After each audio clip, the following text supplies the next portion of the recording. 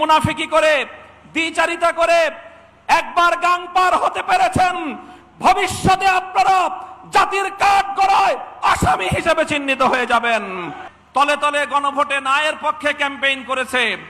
300 আসনে 300 এমপি প্রার্থী এবং গোটা বিএনপি তাদের সকল অঙ্গ সংগঠন সহ গোটা জনশক্তি তলে তলে নায়ের পক্ষে ক্যাম্পেইন করে যখন দেখেছে যে হায়ের পক্ষে গণজোয়ার, আমসালা দুটো যাওয়ার ভয়ে শেষ পর্যন্ত বিএনপির চেয়ারম্যান সাহেব বাধ্য হয়ে গণভোটে হায়ের পক্ষে বলেছেন, হায়ের পক্ষে ক্যাম্পেইন করেছেন।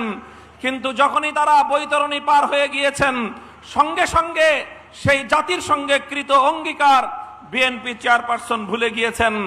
আমরা বলতে চাই, এই মুনাফিকি করে, দ্বিচারিতা করে একবার গাং পার হতে পেরেছেন, ভবিষ্যতে আপনারা জাতির কাঠগড়ায় আসামি হিসেবে চিহ্নিত হয়ে যাবেন।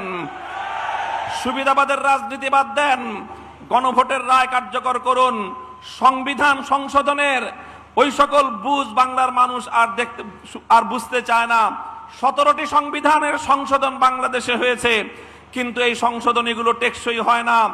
এবারের মানুষের ম্যান্ডেট ছিল সংবিধান সংস্কার পরিষদ গঠনের মাধ্যমে, সংসদকে গাঠনিক ক্ষমতার মাধ্যমে সংবিধানের আমূল সংস্কার মানুষ দেখতে চেয়েছে।